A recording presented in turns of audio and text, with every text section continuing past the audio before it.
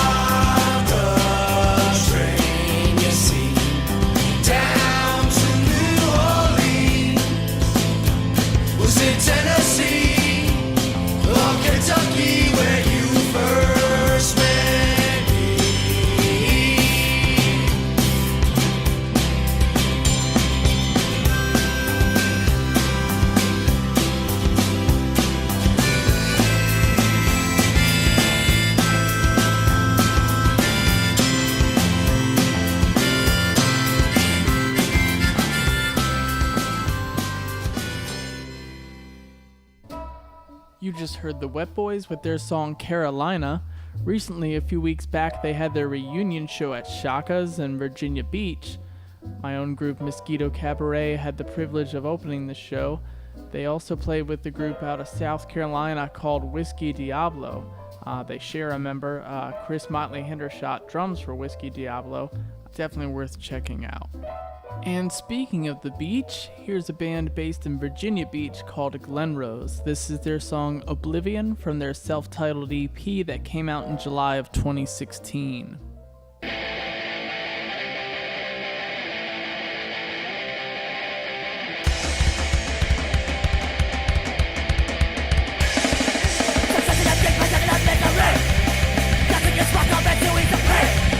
Sometimes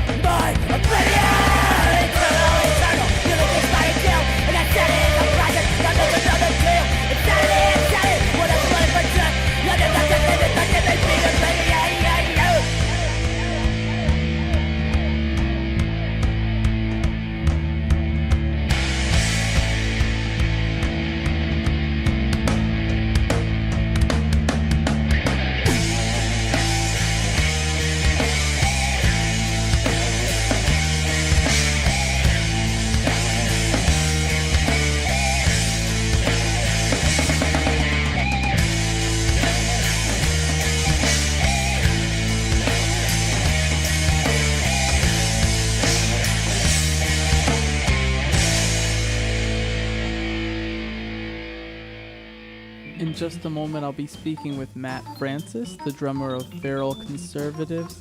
But before I do, let's check out a track from their brand new album, Better Lives.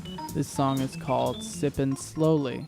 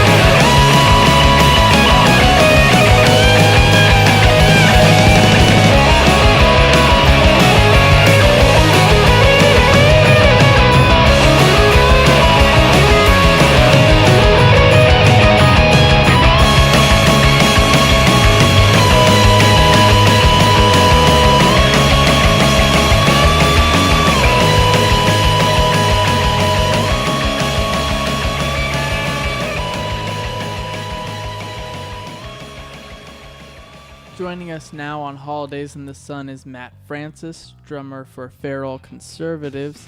Matt, thanks so much for coming on today's episode.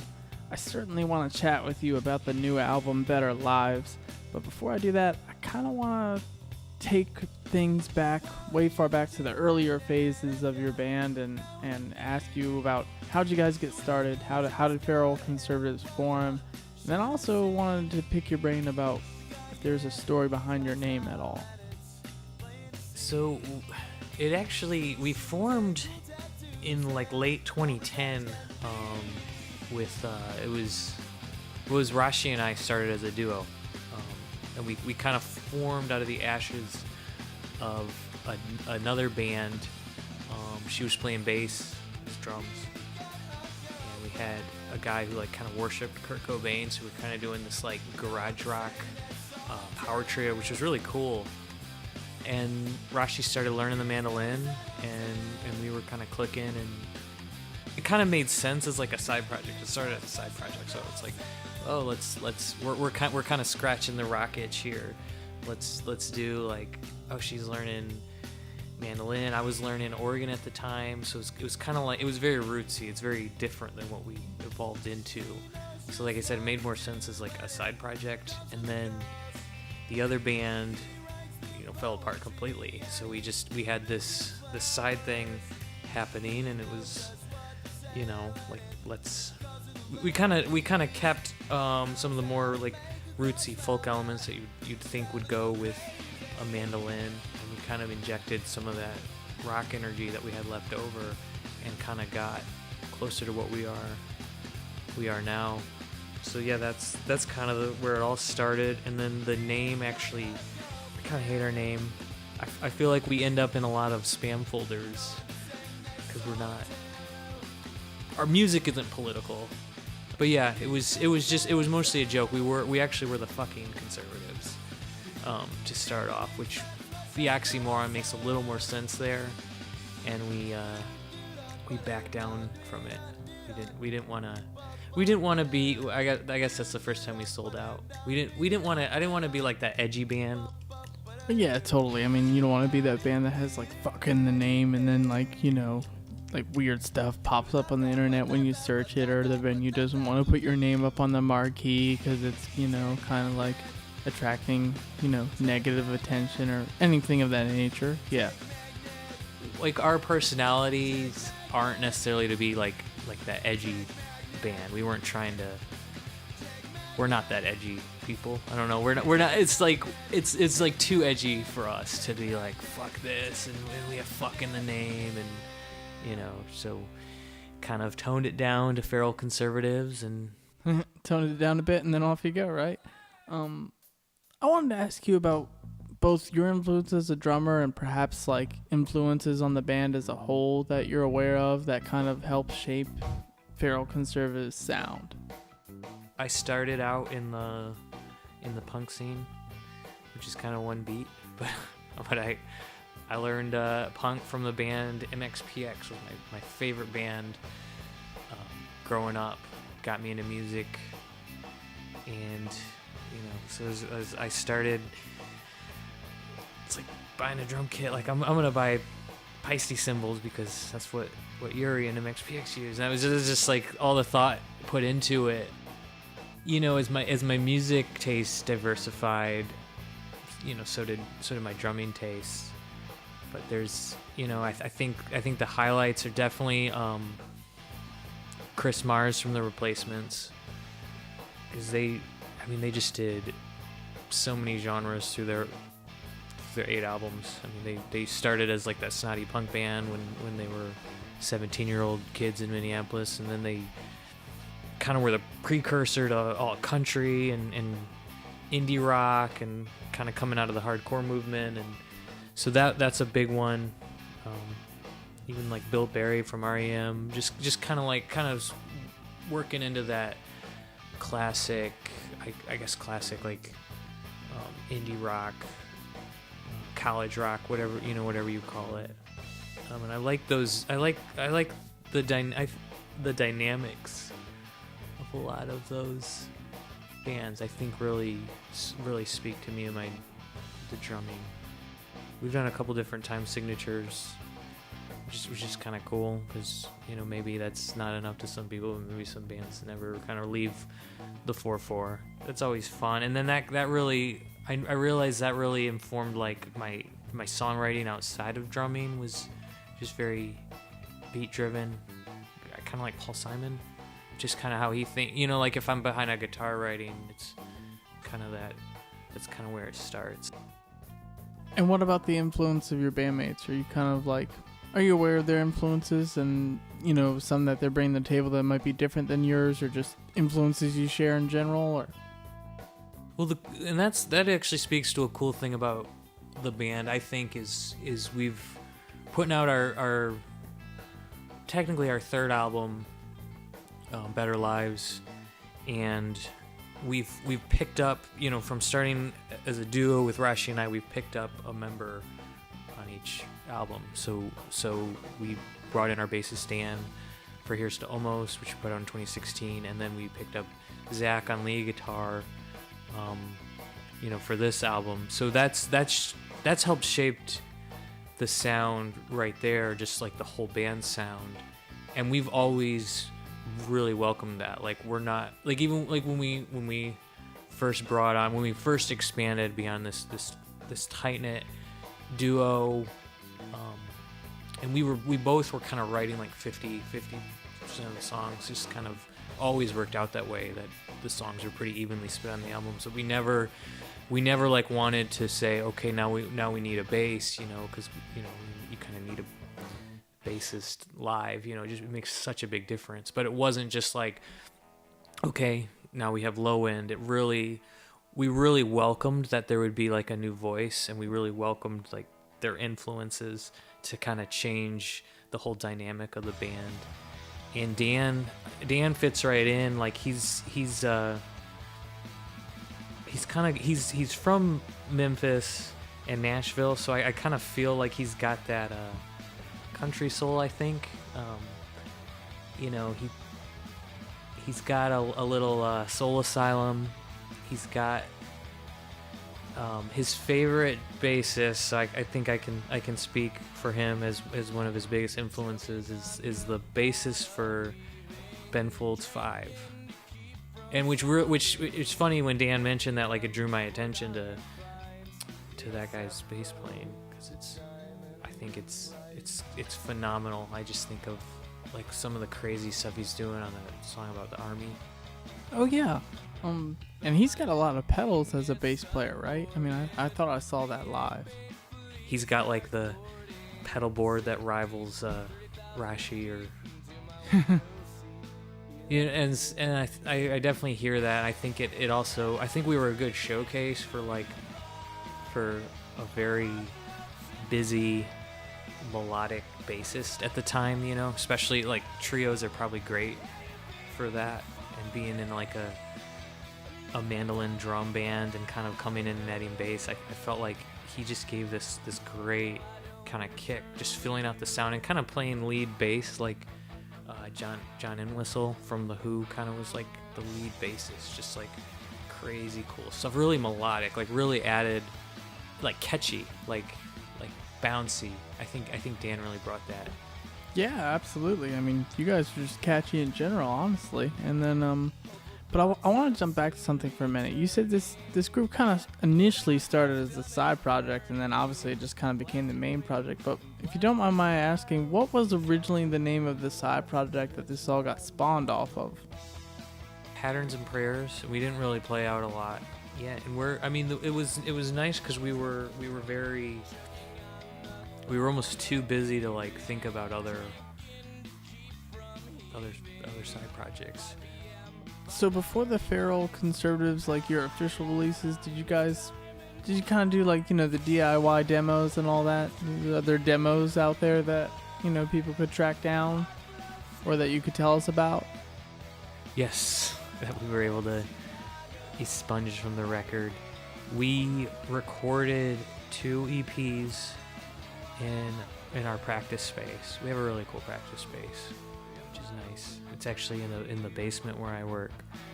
It has a full drum set and a PA, so it's like always set up. And like after hours, we can be as loud as possible. We're never gonna disturb neighbors. So yeah, we recorded 2 EPs, self-recorded, self-mixed, which was really fun and helped us explore our sound and where we were going with it. Like I was learning guitar at the time. I was very new, and I bought a $15 distortion pedal because we wanted distortion on one song. And I was so new to playing guitar, like I couldn't like change the hand positions in time to like actually like strum along. So it was just kind of those big like kind of Pete Townsend like. So yeah, we did 2 4-song EPs, and then we we probably together for a year or two, just still as a duo, and we booked studio time at a studio in Vermont. Just we were looking, we had all the material, and we just wanted to like get away from Hampton Roads. We were like 12 hours away. You were just so far removed from your bed and your world, and like it was just all about the music. We ended up finding it was they converted an old greenhouse into a recording studio in like upstate Vermont, and so we went and recorded our first like full-length album there. And that was that record has some good songs on it.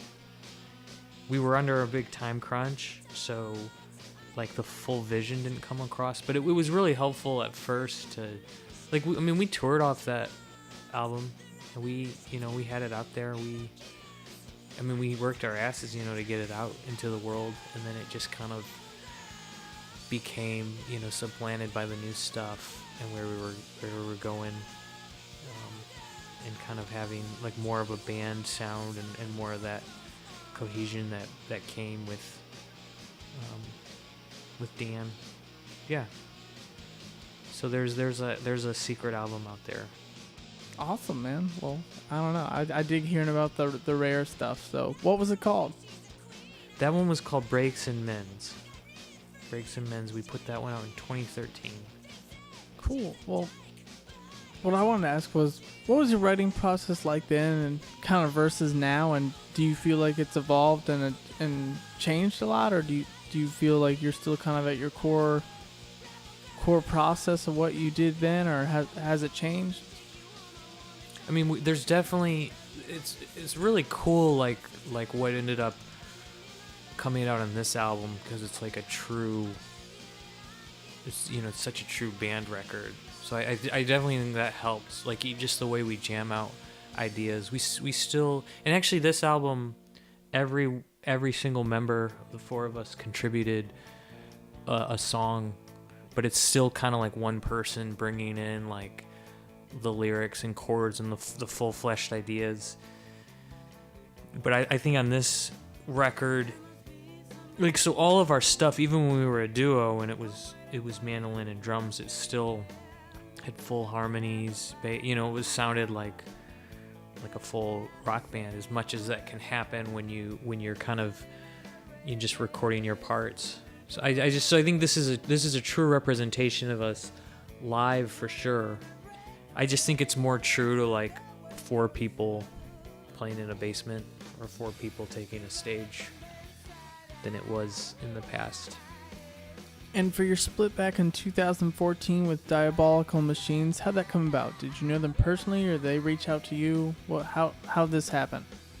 They're from Texas, so that was just like a band that was they're kind of like our kindred spirits from Texas. We met, so we've actually never met in person. It was entirely just someone reached out on some social media platform because we checked the same boxes of kind of both being. It was just like a similar sound that just brought us together, and so it just took a while of just mutual admiration and just supporting each other's projects, and then we kind of got floated like, hey, let's do an EP together, and that ended up where we each covered the other band's one song, kind of the favorite song from the other band, and then we put out an original and just And for your release, The Feeling Noise Becomes, back in 2015, I noticed it comes on, both digitally and cassette, and I've seen groups do it, and I get it because, I'm in a band and I collect all kinds of stuff like that. But, I'm wondering if you guys are faced with the reaction of like, oh, cassettes, who uses those anymore? That, that kind of thing, and like how you've kind of maybe dealt with it or answered that, and how you feel about that. We do get, we absolutely do kind of get that. Who uses cassette? Of course, it comes with a digital download. I think it sounds better on cassette, but Also because I think that recording is not our best foot forward. But that was our first release with Egghunt Records. So we ended up finding a label out of Richmond, getting in touch with them, showing them our songs, and we went and recorded that in their studio. And it was always going to be an EP, so it was shorter. So it was always going to be digital. And then it actually has sold well. On tour, I think it sells the best. I think just having something physical they can go home with, and kind of the novelty of cassette, because it's obviously different than the novelty of vinyl, because you can actually make the case for the warmth of vinyl, or I don't know, you can make the case for the hiss of tape, or you know what I mean. But yeah, it's just to have a physical release at the time. Yeah, and I wanted to ask you, how did you guys end up on Egghunt Records? Did you guys approach them? Did you submit a demo, or did you already tour with bands that were on the label? How did you guys end up on this label? I saw an ad in my Google, like record label out of Richmond. So when we first recorded that first album I told you about in Vermont, Breaks and Mends, and we had it finished, we always plan on self-releasing, but it's like, why not just send it out? Like, why not just try it? Why not just get turned down by Polyvinyl and Merge Record? Like, why not? I mean, it's already done. The worst they're gonna do is just not respond to your email. But we had a finished record, and we kind of sent it out in the hopes that something could happen, and obviously nothing did. And that really, in some ways, that kind of like empowered us to it just didn't matter. Like, let's act like a band that's going somewhere. Let's book tours. Let's get out there. Let's get our music out there. Like, we didn't want to be kind of waiting on that to validate us. So that I think that helped our work ethic as a band. So it wasn't like a big thing. Like, ultimately I saw an ad for Egghunt Records, and they were pretty new at the time, and I think that helped them. I think them being new, they're way more established now. They've had one artist who graduated to Matador. So they've definitely made a lot more of a name for themselves, especially in Richmond. But beyond that, now they've got a band from Canada on the label, and they've got a lot of great releases under their belt. But I think kind of helped that we were pretty new and young, and a band with under 1,000 Facebook likes, and they're like, yeah, let's. I think they appreciated our drive, and we also had a good video presence. We really went out with the music videos. I contacted them, didn't even really expect anything, and it was like, hey, let's talk, Max. Can you do a phone call? I was like, whoa. I didn't even tell Rashi that I had sent our music out to a label. That was like, oh, by the way, I've got a phone call with this little indie label out of Richmond that's gonna happen. And that's kind of how that's how we got connected with them. So we recorded the cassette EP in the owner Adam has a studio, a pretty nice studio in his basement. So we went and recorded there and put it out, and just kind of led to each release. It just seemed like a good fit. Yeah, absolutely. And for Here's to Almost, you guys had an interesting number of kind of guests and different instruments on there outside the normal lineup of the band. I was wondering if you could tell me about some of those guests and how they came to be on the record. Yeah, so Dan's best friend, his name Joe, and he is in a band called Bad Weather Birds. They play out a lot, and they're really great, kind of more jammy band. He's a really talented horn player. He plays bass in Bad Weather Birds, and so it just seemed to really fit. We really wanted to build the song he plays on it's really fun. I really like how like the songs can take these little sharp turns. They're all rock songs or whatever, but it's like, hey, let's add. We ended up putting like slide guitar on this one song and just kind of really like leaned fully into like that country twangy sound. That was a song on the cassette EP.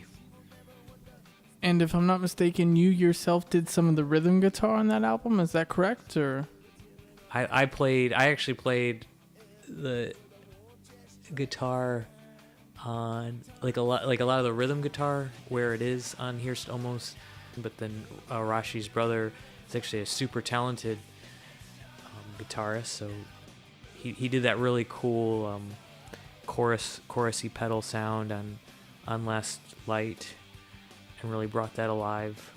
That's kind of the main reason. Is it was fun to collaborate with your friends, and in a lot of cases Rashi's family, because she comes from just a talented family of musicians. Her sister plays violin, and we ended up getting another girl to play violin. Rashi wrote a song for her sister, who was abroad at the time, called Pacific Child. It was about her sister. It's like, hey, I'll have my sister play on that song. She's a great violinist. And then she couldn't do it, or we ended up getting someone else to come in and play violin. So that's why we have two violinists on that record. But yeah, it was really cool to have, you know, people that could come in and help our vision come to fruition.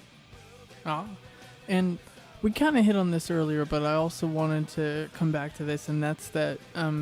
What's your writing process like? Is it really mostly like, is it a group writing thing, or is it just kicking around ideas? So usually it's just someone brings like the seed of a song, but it's the chords and I know like Rashi writes, you know, half of our songs, and she's kind of one of those writers that the lyrics usually come a little secondary, but she'll write, you know, great melodies, and she'll have, you know, all the chords down, and that's kind of like where she'll usually bring it to us, so that we're kind of able to build on that and jam on that and jam it out. Okay, so that's kind of your launch point. But it's interesting that you guys kind of collab like that and have like different ideas and riffs, or, you know, lyrics and stuff flowing from multiple members within the group, because some bands aren't like that. I always felt like I just had like the coolest thing because I had such a talented collaborator in Rashi. So usually I'll take the song, you know, my ideas, my mumblings, I'll record it. I'll record myself playing it and trying to sing the melody and give it to her, and then she's able to kind of like take it and be like, make it good and make it pretty, and it's just like, whoa, like she took like something you never want to hear, and now it's like, wow, that's like a song. And we've collaborated really well that way, where she's able to take my idea, make it worthwhile, and then we can take it to the band.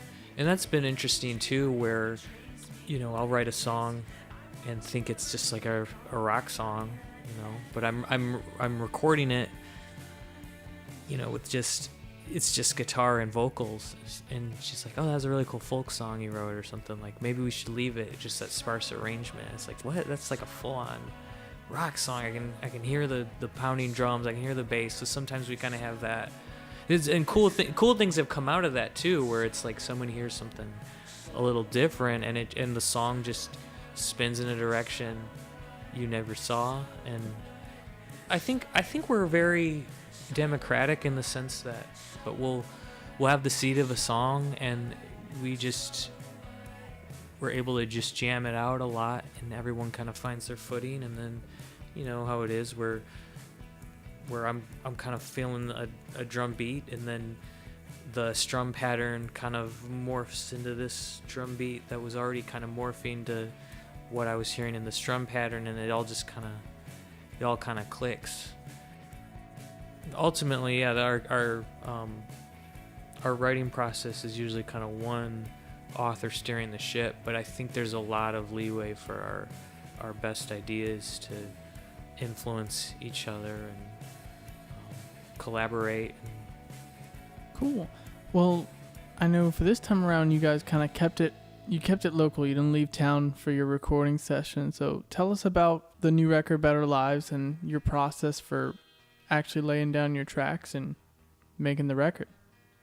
We worked in a smaller studio at Earth Sound. I know you know what I'm talking about, but it was just it's not really like a conducive room. Yeah, I know what you mean. It's like, and it's funny too because it's from the outside looking at it, like you would never guess it was there. And it's like in the industrial sort of area of town and stuff, and it just feels so hidden away from everything. And then suddenly you walk through the doorway and it's like, holy crap, there's a little studio hidden away in here. But I wanted to ask for the new record, Better Lives, if there was a particular song that you like the most, either be it as a drummer, like playing it, or if it's just like a particular song you really want to tell people about because you feel like it's perhaps one of the strongest songs on the album or something like that, or if it's a song that means a lot to you. Or I really like One More Chance. I remember Rashi came to me and she's like, I think I wrote a hit. When I heard it, I was like, you're right. Like, I love that song from the get-go. And then I just think it's got a great guitar solo, and I just think like that's just like that forward like rock song that you want to show everyone, like that lead track. Angels is another highlight. That song has there's a duet on that song with John Auer, who is in the Posies, and he was in kind of the reformed Big Star, and so that was just really cool. Like I remember the first time I heard it, because I've loved his music for years, and getting him on the album was, it was just like such a cool moment to like, I couldn't sit down. Like once I was just like so giddy when I first, cause he mixed the whole record too. And just hearing like that first pass, like mix one, but it just sounded so good and complete, and his vocal meshing with Rashi. And it was just like this milestone for where we were as songwriters and where we were as a band. It was just a really cool feeling. And then I definitely want to point out a song called Sunroom. That's one that Dan actually wrote. And that one was one of the most challenging songs for me because it is in 5/4. It is in 5/4 and then switches to 3/4. yeah, breaking away from the 4/4 time signature and changing things up. I mean, that is the standout track. I remember hearing it live, like before the record was out, or probably before you recorded it at that show with Spirit Gun and Death House Blues. I mean, it sounds like you guys really stepped forward and challenged yourselves to put out something new and different, and not be a band that repeats yourself. It was all something that I stepped forward and just started like trying to learn, like feeling like. I actually teach drums at a Montessori school, and I have a student she's 8 and she's great. Just kind of like teaching her and just watching how we dissect a drum beat and play it really slow and maybe hear a recorded example, and then like a couple weeks later, like she's got it and she nails it. And like I felt like that student. Like I couldn't for the life of me turn off the 4/4 time section in my brain and just like get into a unique time signature that would then allow me to explore within it and try a cool fill within it, So that's a cool song, and it was a cool chance to use a new time signature for us. And then the other one I wanted to point out was it's called Five Guys, and I wrote that one. I wanted to write a song for my dad. And so that's about my dad. It ended up being more about all those moments where you just look up to your father so much, and then you kind of get to that point of hubris or teenage arrogance where you kind of like, oh, I know more than he ever does, and you kind of see past it. You kind of see, you think you do. You think you see through them in a way, and then kind of come in full circle and realizing like you don't know as much as you thought you did when you were, an asshole teenager or an asshole 30-year-old, so that song's really personal to me because it's about my father, and it's hopefully a very positive song, a tribute to him, but it's also, I don't know, kind of it gets real. Yeah. And a while back, you guys did like a 2-week tour back in August, and I wanted to hear if either recently on that tour or just in general, if you have like a favorite memory before we wrap up, like a favorite memory from that tour or a favorite memory from past shows you've played at, just kind of like a favorite live show memory that you maybe want to share with us. We played a couple. We had some great like early shows, and we kind of like our first show. We played this really cool place in right outside of Charlottesville, and it was up like 6 flights of stairs. Like it was just crazy how high up, and we set up in this little room, and it's just the worst room to even be angled. It's kind of like a doorway that's open and then cut off from like this dining section. It's like no one can even see you. It was just like, from the look of it, it's one of those shows like, oh, this is all right, but we got a guarantee, right? Like kind of thing. Oh, you sure you checked on a sound system? Because we're not touring with a sound system. I was like, I'm pretty sure. And they ended up having a sound system. So basically, like the kind of place you show up and they don't seem prepared, or like anybody knows what's going on, and you're like, oh god, this is gonna be a nightmare. But I'm assuming there was like a good positive turnaround from this, right? And it just ended up being one of those shows that like we were clicking and people loved it, and they were coming in, and it was just one of those nights that like it was just so fun. We were playing all the songs we knew. We're doing songs we'd be embarrassed to play, like Creep by Radiohead, but people are just loving it.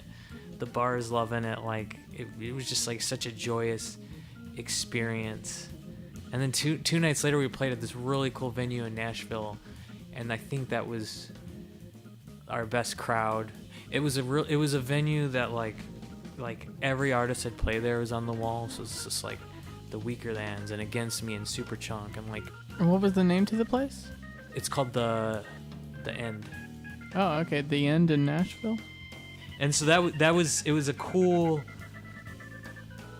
venue. The bands, as I'm sure you know, like you meet a lot of bands on the road, and some are really cool, and you build kind of like lifelong friendships. And then sometimes you show up and the other band is like too cool for you, and you're just like, they didn't promote it, and you're like, oh. But this was just like a great night all around, and we got to play on a really cool stage that a lot of bands we really look up to had played in the past. The crowd was great. That was like peak tour right there. Awesome, man. And for the new album Better Lives, I know it's coming out tomorrow on November 3rd, but what's the best way for people to obtain it? What formats is it coming out on? Can you let us know all that? Is it vinyl, cassette, digital only? What's the spiel? Yeah, so it's going to be available vinyl, on CD and digital. And the vinyl is really cool because it is red transparent. Yeah. So it's a pretty looking little disc of wax. And I would encourage everyone just to go and pre-order it through Egghunt Records, egghuntrecords.org. It's also, on our Bandcamp. Well, Matt, thank you so much for coming on Holidays in the Sun today. I really appreciate it. Thanks. Absolutely. And we'll be hearing another track from Better Lives in a little bit. But before we do, I'm going to go ahead and check out a track from Galaxy Dynamite, another local group. This is their song, The Fault in Our Stars, off their Forward into Oblivion album, came out just this past April.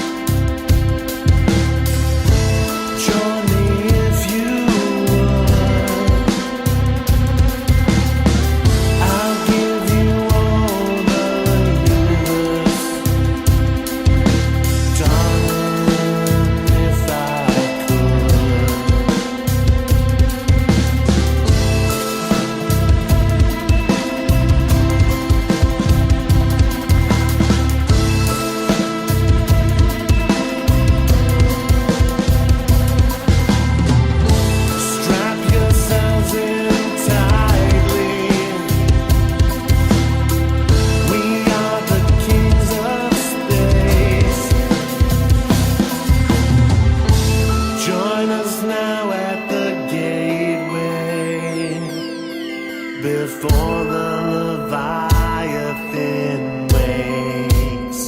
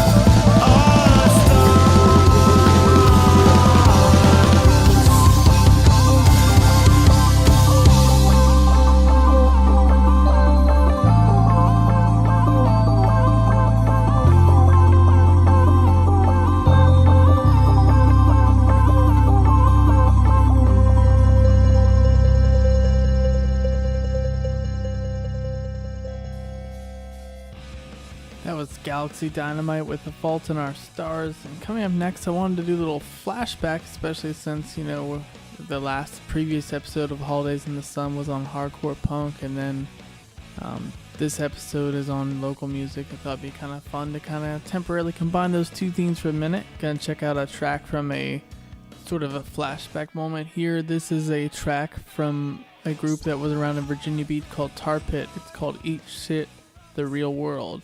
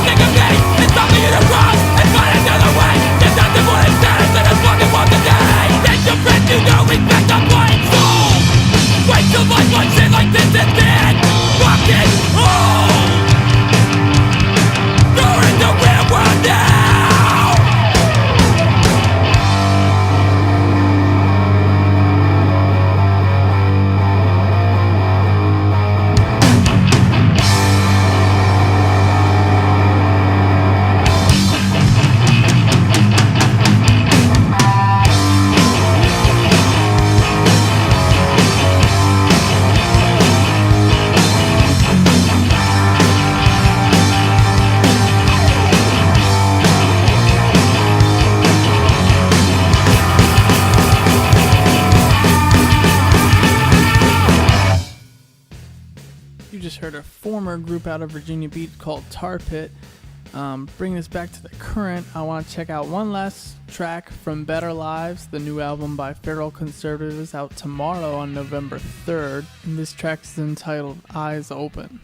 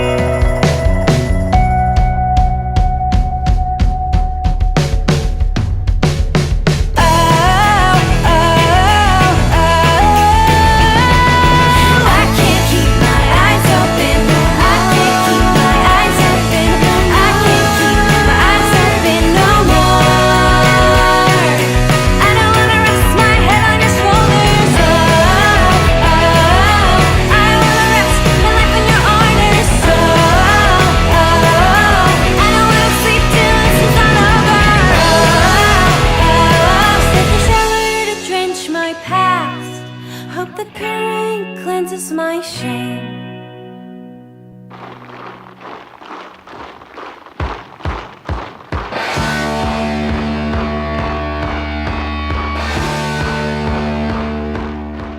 That was Eyes Open by Feral Conservatives from their brand new album Better Lives, due out tomorrow on November 3rd.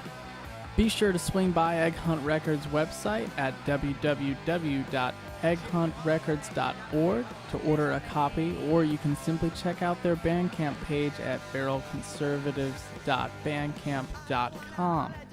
And be sure to like and follow both the band's Facebook page as well as the label's page for updates on shows and future releases too.